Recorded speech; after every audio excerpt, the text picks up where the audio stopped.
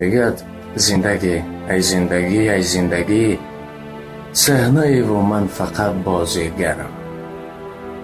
نقش های نو به نو را میدهی نقش خود، اما ز خاطر ببرم. صحنه هایت زشت و زیبا، گرم و سرد، شادی ها مغلوب درد.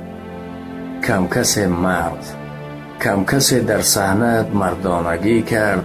زندگی آخر بگو از چی اینقدر آینه را محتاج خاکستر نموده؟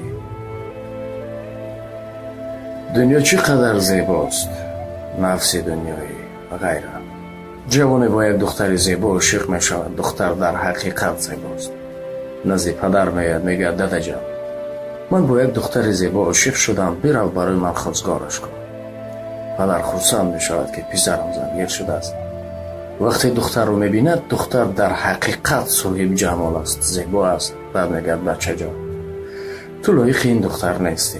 لایق این دختر آن است که تجربه زندگی داشته باشد، همانند من. میگه پسر حیران میشود، میگه ای پدر این چه احوال است؟ میگه من تو رو برای خود خواستگاری فرستادم، تو برای خود خواستگاری میکنی. میشود بین پدر و پسر جنجال.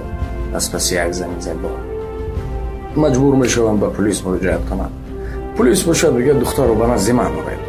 دختر رو که میورن میبیند این قدر صاحب جمال است. میگه ای پدر و پسر، شما را رید به خانه. لایق این من هستم که بین مردم آبرو و احترام دارم. میشود 3 نفر جنجال. دختر که این حال رو میبیند میگه که من به شما روی حال رو میگویم.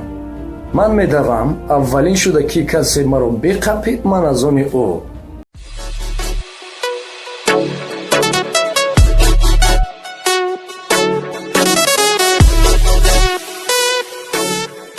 میگد زندگی ای زندگی ای زندگی، صحنه و من فقط بازیگرم. نقش های نو به نو را میدهی نقش خود، اما ز خاطر ببرم. صحنه هایت زشت و زیبا، گرم و سرد، شادی ها مغلوب درد. کم کسی مرد، کم کسی در صحنه مردانگی کرد. زندگی آخر بگو از چی اینقدر آینه را محتاج خاکستر نموده؟ دنیا چقدر زیباست، نفس دنیایی و غیره.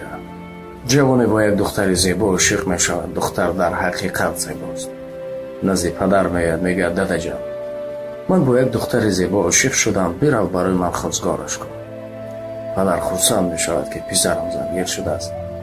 وقتی دختر رو میبیند، دختر در حقیقت صاحب جمال است، زیبا است. بعد میگه بچه جان، تو لایق این دختر نیستی.